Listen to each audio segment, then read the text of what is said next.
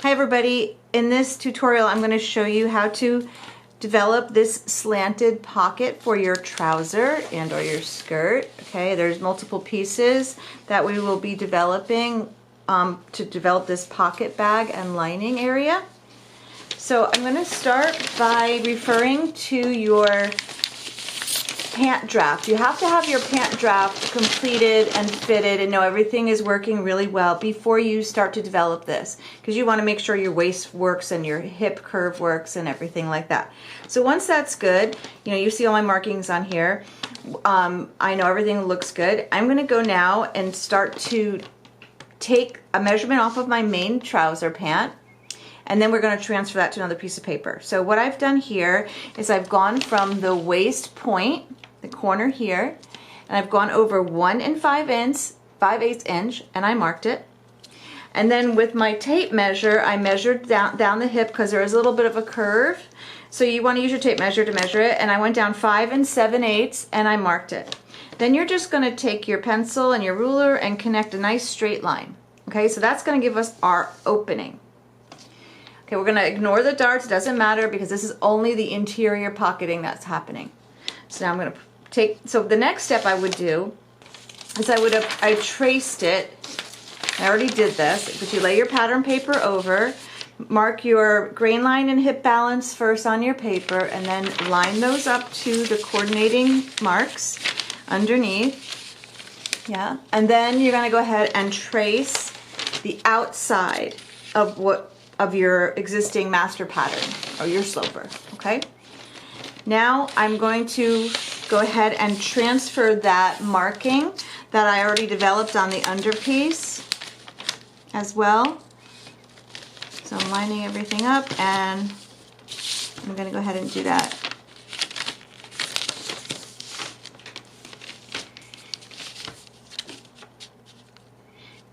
So I can trace it. You probably can't see my markings from underneath, but I'm just going to trace that. Now I can go ahead and remove my master pattern away. Okay, and now and I also, for demonstration, as you can see, I only did like half a pant or like a short because I'm just teaching you about the pattern at the top, but you want to maintain the integrity of your entire pattern when you're doing the real one. Okay, so I'm going to show you here what I did, and then I'm going to continue with the lines. This is the revised pattern. So we're going to be developing this line here that we just did. We're going to have a facing line, and we're going to have the outside shape of the bag. Okay, so in order to do that, I have some measurements, and these are just very standard, or maybe not even standard, just measurements that I'm using. You can develop the size of your pocket, and all these other things can change, but just follow my measurements now so that they work, and then you can adjust them. So the next measurement I went ahead and did was I went across the top from the waist point, which again, this is the waist point where the waist meets the side seam.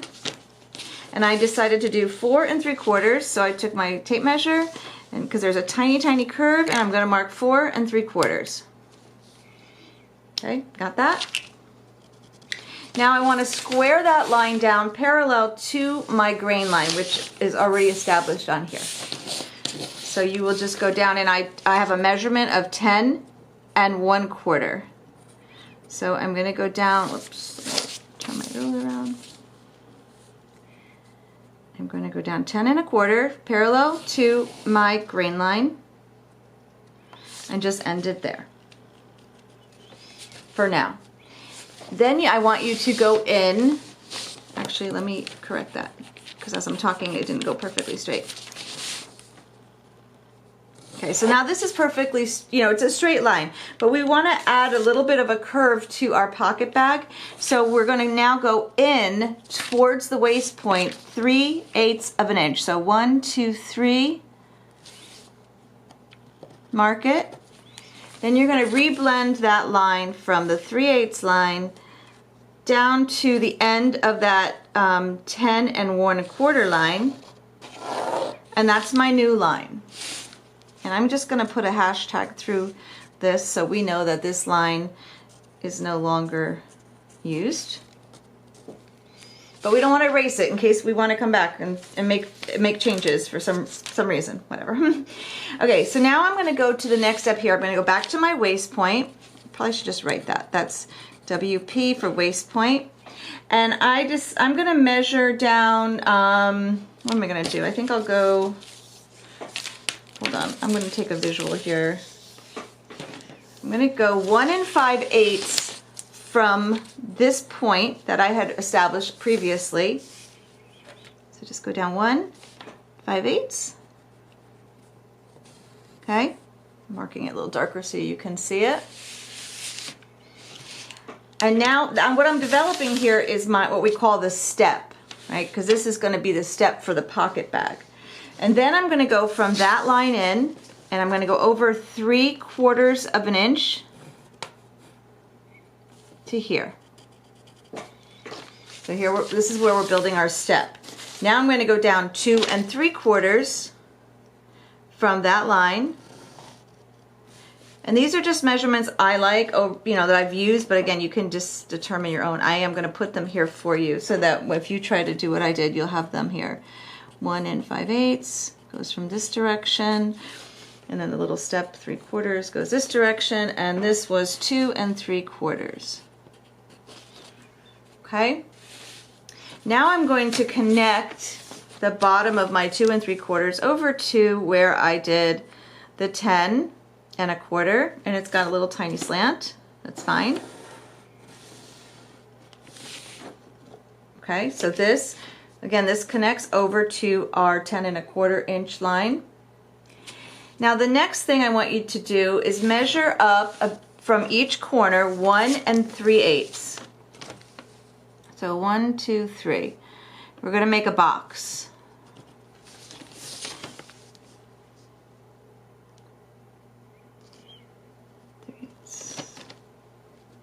On this corner, then you're going to come over here and you're going to do the same thing, 1 2 3, and 1 3/8. And then what we're going to do next is I'm going to take a different color pencil so you can see better. I want you to make a curve. So you can either use a curve or use your eye, but I'm going to use a curve so you can see a little better. And I'm just going to find where I like the curve, and you can come in later with your hand and readjust it if you feel it's a little too curved. But for now, it's a good starting point. And I'm going to come over to the other side. So this is basically, we're just curving the edges of our pocket bag. Okay? So this line will now go, these straight lines will not be used later. So I'm just going to mark them for you so you know those are gone. And now where we did our step, I want you to come in also and just do a little curve. So you're going to go from where you marked this line, the 1 5/8, where join the 3/4, and just come in and do like a little tiny curve. I mean, I think I'm even just going to take my blue pen and just do it myself. You want to keep it a little straight here and then just curve it to connect. Okay, because you always want to keep where you start to sew straight. So again, keep it straight, and we're just going to curve that out so that this part of the step is, you don't have all these rigidity points that you have to deal with. Okay, so my grain line actually needs to be, my grain line is over here, but I'm going to move it back into the pattern. So I know because eventually I'm going to be cutting this off. So now rewrite the grain line. And I always keep like where my HBL is. It's just good practice to know that everything will line up. So you have that marked. Now we're going to come in and mark our facing depth line, and I'm going to be using 1 3/16 of an inch. So this was our facing line, our pocket facing line. We're going to come in at 1 3/16. So that's 1 2 3.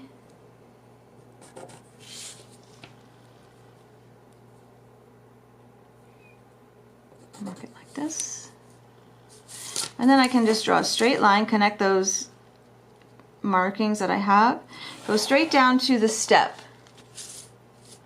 See this? So I'll put here that from here, I'll just put a mark. From here to here is 1 3/16 of an inch.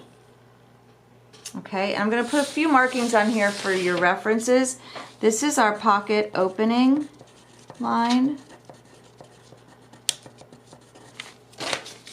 Okay, and then this is our facing depth line.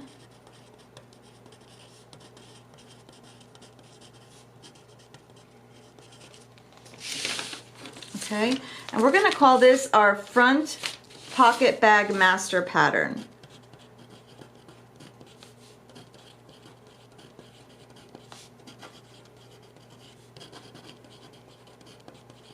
Just write master, okay? So you pretty much what we've done is we've developed all the shape and the pieces that we are going to need. So from here, we are going to need these following pieces. And I just want you to see each one, right? This is the under pocket bag. And that is basically this whole shape. You're going to get this, you're going to trace this whole pattern that we just drew. Okay, getting rid of the lines we don't need, and then marking your, it's called a bearer stitch line. You want to mark that line on there. And this is, again, our under pocket bag, and you're going to cut 1 per pocket lining. Now this one is our top pocket bag, and the way I developed that was I traced everything from from the diagonal line. Right? So I'm pretty much missing just this piece, and I've traced everything else. These pieces have seam allowance on them. We'll put that on after you know everything is perfect. Okay, and I'm not going to sit here and trace each one because I think you can probably tell from these images. So again, I had my under pocket bag, and now I'm just going to lay this one on top, and now you've got your, I'll lay it here, you've got your top pocket bag. The next thing we would need is our top pocket facing, and notice I've continued my grain lines throughout. They're very important that, you know, we're basically taking this piece and cutting it up into various pieces, but you need to keep your grain lines established, okay? So this piece was actually developed from this facing depth line to the waist, this pocket opening down, and a little bit of that step. You see this little piece here? So that's everything here was developed from there. Okay, so I'll put that aside. And then you need your top pocket bearer. This piece is now developed from the pocket opening all the way over to the facing. So I just traced what I had, right, all the way down, and it goes into the part of that step and goes back up. Now, again, I'm not going to mark everything or retrace everything because I think you can understand it, but I do want to make sure that you have all these markings. So pocket opening line is here, and I indicate these pocket opening lines with the top stitching because they will be stitched together or top stitch. So always try to mark on your patterns for reference, okay? And I'm just going to lay these pieces together so you have a better understanding of what's happening. So this would be the piece that's underneath the pocket, right? That's why it's called the under pocket bag. And then when you're sewing, this is going to be self fabric, which was the piece here in the pant. This piece that you see right here, this, I'm going to move it away, was sewn to the, well, you can't really see it's deep. I sewed it onto the main fabric, but this piece is this. And then that gets sewn on top of the under pocket bag. The top pocket bag would be with this, and let's see if you can see this you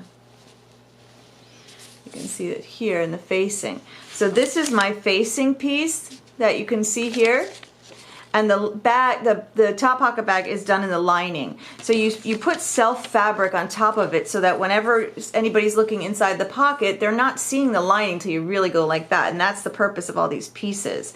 So this piece would essentially be sewn on top of, on top of the top pocket bag and top stitch onto that stitch line.